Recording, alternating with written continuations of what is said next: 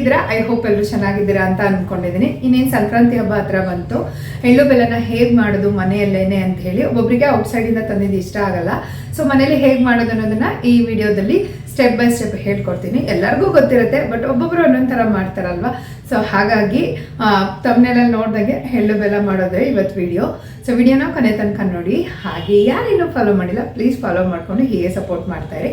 Without further delay let's get started. ಮೊದಲನೇದಾಗಿ ನಾನಿಲ್ಲಿ ಒಂದು ಕ್ವಾಂಟಿಟಿಯಲ್ಲಿ ತೊಗೊಂಡಿದ್ದೀನಿ. ಎಲ್ಲನೂ ಒಂದು ಎಷ್ಟೆಷ್ಟು ಆಗೋ ಥರ ಒಂದು ಬೌಲಲ್ಲಿ ಕಡಲೆ ಬೀಜ, ಎಳ್ಳು, ಕಡಲೆ, ಬೆಲ್ಲ ಎರಡಷ್ಟು ತೊಗೊಂಡಿದ್ದೀನಿ. ಒಂದು ಕೊಬ್ಬರಿ, ದೊಡ್ಡ ಕೊಬ್ಬರಿನ ತೊಗೊಂಡಿದ್ದೀನಿ. ಇದಿಷ್ಟು ನನಗೆ ಸ್ವಲ್ಪ ಅಷ್ಟೇ ಬೇಕಾಗಿತ್ತು. ನೀವು ಕ್ವಾಂಟಿಟಿನ ಬೇಕಿದ್ರೆ ನೀವು ಜಾಸ್ತಿ ಮಾಡ್ಕೋಬೋದು.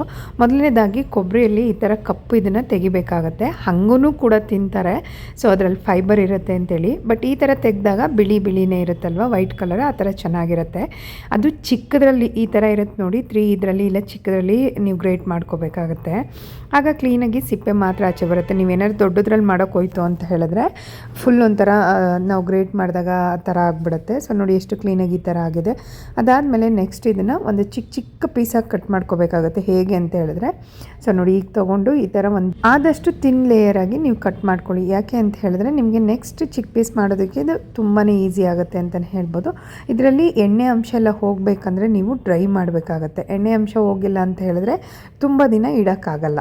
ಸೊ ಹಾಗಾಗಿ ಈ ಥರ ನೀವು ಮೊದಲು ಈ ಥರ ಕಟ್ ಮಾಡಿಕೊಂಡು ಈ ಥರ ಪೀಸ್ಗಳಾಗುತ್ತೆ. ಇಷ್ಟು ನೀವು ಎತ್ತಿಟ್ಕೋಬೇಕಾಗತ್ತೆ. ನೀವು ತುಂಬ ದಪ್ಪ ಕಟ್ ಮಾಡ್ಕೊಂಬಿಟ್ರೆ ನೆಕ್ಸ್ಟ್ ಟೈಮ್ ಕಟ್ ಮಾಡುವಾಗ ಕಷ್ಟ ಆಗಿಬಿಡುತ್ತೆ. ಸೊ ಈ ಥರ ತೆಳ್ಳಗಾದಷ್ಟು ಮಾಡ್ಕೊಳ್ಳಿ. ಸೊ ಅದಾದಮೇಲೆ ಬೆಲ್ಲನೂ ಅಷ್ಟೇ, ಬೆಲ್ಲನೂ ಕಟ್ ಮಾಡಿಕೊಂಡು ಒಂದಷ್ಟು ಚಿಕ್ಕ ಚಿಕ್ಕ ಪೀಸ್ಗಳನ್ನಾಗಿ ಮಾಡ್ಕೊಳ್ಳಿ. ಡೈರೆಕ್ಟಾಗಿ ನೀವು ಕೊಬ್ಬರಿನೇ ಆಗಲಿ ಬೆಲ್ಲನೇ ಆಗಲಿ ನೀವು ಕಟ್ ಮಾಡೋದಕ್ಕೆ ಸಣ್ಣದಾಗಿ ಸಾಧ್ಯನೇ ಇಲ್ಲ. ಮಾಡೋರು ಮಾಡ್ತಾರೇನೋ ಗೊತ್ತಿಲ್ಲ, ಬಟ್ ನನ್ನ ಅನಿಸಿಕೆ ಪ್ರಕಾರ ನಾನು ಇಷ್ಟು ವರ್ಷ ಮಾಡ್ಕೊಂಬಂದಿರೋದು ನೋಡಿದ್ರೆ, ಸೊ ಆದಷ್ಟು ಚಿಕ್ಕ ಚಿಕ್ಕದಾಗಿ ಈ ಥರ ಮಾಡೋಕ್ಕಾಗಲ್ಲ. ಈ ಥರ ಕಟ್ ಮಾಡಿಕೊಂಡು ನೀವು ನೋಡಿ, ಇದರಲ್ಲೂ ಕೂಡ ಬೆಲ್ಲದಲ್ಲಿ ಒಂಥರ ನೀರಿನ ಅಂಶ ಇರುತ್ತೆ, ಕೊಬ್ಬರಿಯಲ್ಲಿ ಎಣ್ಣೆ ಅಂಶ ಇರೋದನ್ನು ನೀವು ಬಿಸಿಲಲ್ಲಿಟ್ಟು ಒಣಗಿಸ್ಬೇಕಾಗತ್ತೆ. ಒಂದು ಹಾಫ್ ಡೇ 1 ಡೇ ಫುಲ್ ಒಣಗಿದ್ರೂ ನೋ ಪ್ರಾಬ್ಲಮ್. ಈ ಥರ ನೀವು ಡ್ರೈ ಆಗೋಕ್ಕಿಟ್ಟಾಗ ಎಣ್ಣೆ ಅಂಶ ಹೋಗುತ್ತೆ, ಬೆಲ್ಲದಲ್ಲಿ ನೀರಿನ ಅಂಶ ಹೋಗುತ್ತೆ. ಆವಾಗ ನೀವು ಎಷ್ಟು ದಿನ ಬೇಕಾದರೂ ಎಳ್ಳು ಬೆಲ್ಲನ ಇಡಬಹುದು. ಸೊ ಇದೆಲ್ಲ ಒಣಗಿದೆ ನೋಡಿ. ಒಣಗಿದಾಗ ಈ ಥರ ನೀವು ಕೈಲೇ ಕಟ್ ಮಾಡ್ಬೋದು. ಮುಂಚೆ ಆದರೆ ಚಾಕು ಸಹಾಯದಿಂದ ಮಾಡಬೇಕಾಗುತ್ತೆ. ಅದಕ್ಕೆ ನಾನು ನಿಮ್ಗೆ ಹೇಳಿದ್ದು ಚಿಕ್ಕ ಎಳೆಯಂಗೆ ನೀವು ಮೊದಲು ಕಟ್ ಮಾಡಿಕೊಂಡ್ರೆ ಈ ಥರ ಕೈಲೇ ಇದು ಮಾಡ್ಬೋದು. ಚಾಕಿನ ಅವಶ್ಯಕತೆನೇ ಇರಲ್ಲ. ನೀವು ದಪ್ಪದಾಗ ಏನಾದರೂ ಮಾಡಿಬಿಟ್ರೆ ಚಾಕು ತೊಗೊಂಡು ಕಟ್ ಮಾಡ್ತಾ ಕೂತ್ಕೋಬೇಕಾಗುತ್ತೆ. ಬೆಲ್ಲನೂ ಅಷ್ಟೇ ಈ ಥರ ಕಟ್ ಮಾಡಿ ಬಿಸಿಲಲ್ಲಿ ಒಣಗಿಸೋದ್ರಿಂದ ಬೇಗ ಬೇಗ ಕಟ್ ಮಾಡೋದಕ್ಕೆ ಈಸಿ ಆಗುತ್ತೆ. ಮತ್ತು ನೀವು ಈ ಕಟ್ ಮಾಡಿರ್ತೀರಲ್ವ ಚಿಕ್ಕ ಚಿಕ್ಕ ಪೀಸು, ಅದನ್ನು ಕೂಡ ಒಂದು ಅರ್ಧ ದಿನ ಅಥವಾ 1 ದಿನನೂ ಇಟ್ಟರೆ ಏನು ಪ್ರಾಬ್ಲಮ್ ಇಲ್ಲ. ಬಿಸಿಲಲ್ಲಿ ಒಣಗಿಸ್ಬೇಕಾಗತ್ತೆ. ಏಕೆಂದರೆ ಇದರಲ್ಲೂ ಸ್ವಲ್ಪ ನೀರಿನ ಅಂಶ ಮತ್ತು ಎಣ್ಣೆ ಅಂಶ ಇರುತ್ತಲ್ಲ, ಅದೆಲ್ಲ ಡ್ರೈ ಆಗಿಬಿಡುತ್ತೆ. ತಿನ್ನೋದಕ್ಕೂ ಚೆನ್ನಾಗಿರುತ್ತೆ ಒಂಥರ. ಅದಾದಮೇಲೆ ನೆಕ್ಸ್ಟು ಕಡಲೆ ಬೀಜನ ಹುರ್ಕೋಬೇಕಾಗತ್ತೆ. ಸೊ ನೀವು ಎಷ್ಟು ತೊಗೊತೀರಾ ಅಷ್ಟರ ಮೇಲೆ ನೀವು ಎಲ್ಲ ಕ್ವಾಂಟಿಟಿನ ಚೇಂಜ್ ಮಾಡ್ಕೊಳ್ಳಿ. ನನಗೆ ಸ್ವಲ್ಪ ಬೇಕಾಗಿತ್ತು, ಹಂಗಾಗಿ ಸ್ವಲ್ಪ ಮಾಡಿದ್ದೀನಿ. ಇದು ಬ್ರೌನಿಷ್ ಕಲರ್ ಆಗಬೇಕು ಸಿಪ್ಪೆ ಎಲ್ಲ. ಸ್ವಲ್ಪ ಒಂದೊಂದು ಒಳಗಡೆ ವೈಟ್ ಇರೋದನ್ನು ಕೂಡ ಒಂದು ಸ್ವಲ್ಪ ಬ್ರೌನ್ ಆಗೋ ಥರ ಆಗಿಬಿಟ್ಟು ಇದನ್ನು ಕ್ಲೀನಾಗಿ ಆಮೇಲೆ ಸಿಪ್ಪೆನ ತೆಕ್ಕೋಬೇಕಾಗತ್ತೆ. ಇದಂತೂ ವೆರಿ ಈಸಿ, ಬೇಗನೆ ಆಗಿಬಿಡುತ್ತೆ ಅಂತಲೇ ಹೇಳ್ಬೋದು. ಅದಾದಮೇಲೆ ಎಳ್ಳನ್ನು ತೊಗೊಳ್ಳಿ. ಎಳ್ಳನ್ನು ಅಷ್ಟೇ ನೀವು ಡೈರೆಕ್ಟಾಗಿ ಹಾಕಿದ್ರೆ ಅದು ಕಚ್ಚ್ ಅಂತ ಅನ್ನತ್ತೆ. So direct ಹಾಕೋಬಾರ್ದು.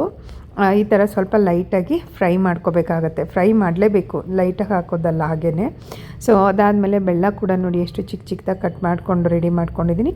ಕೊಬ್ಬರಿನೂ ಅಷ್ಟೇ ನೋಡಿ ಎಷ್ಟು ಸಣ್ಣದಾಗಿ ಹಂಗೆಲ್ಲ ಕೈಲಿ ಮಾಡಿರೋದು ನಾನು. ಏಕೆಂದರೆ ಚಿಕ್ಕದು ಎಳೆ ತೊಗೊಂಡಿದ್ನಲ್ವ, ಅದಕ್ಕೋಸ್ಕರ.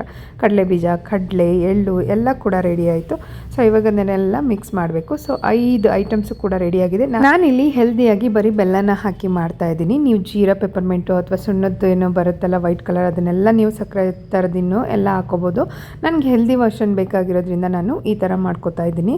ಫಸ್ಟಿಗೆ ನೀವು ಯಾವುದಾದ್ರೂ ಮಿಕ್ಸ್ ಮಾಡ್ಕೋಬೋದು. ನಾನು ಬೆಲ್ಲ, ಕೊಬ್ಬರಿ, ಕಡಲೆ ಬೀಜ, ಕಡಲೆ, ಎಳ್ಳನ್ನ ಹಾಕಿ ಮಿಕ್ಸ್ ಮಾಡ್ತಾಯಿದ್ದೀನಿ.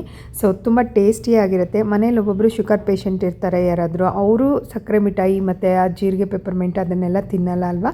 ಸೊ ಇದು ಅವ್ರಿಗೆ ಒಪ್ಪುತ್ತೆ ಅಂತಲೇ ಹೇಳ್ಬೋದು.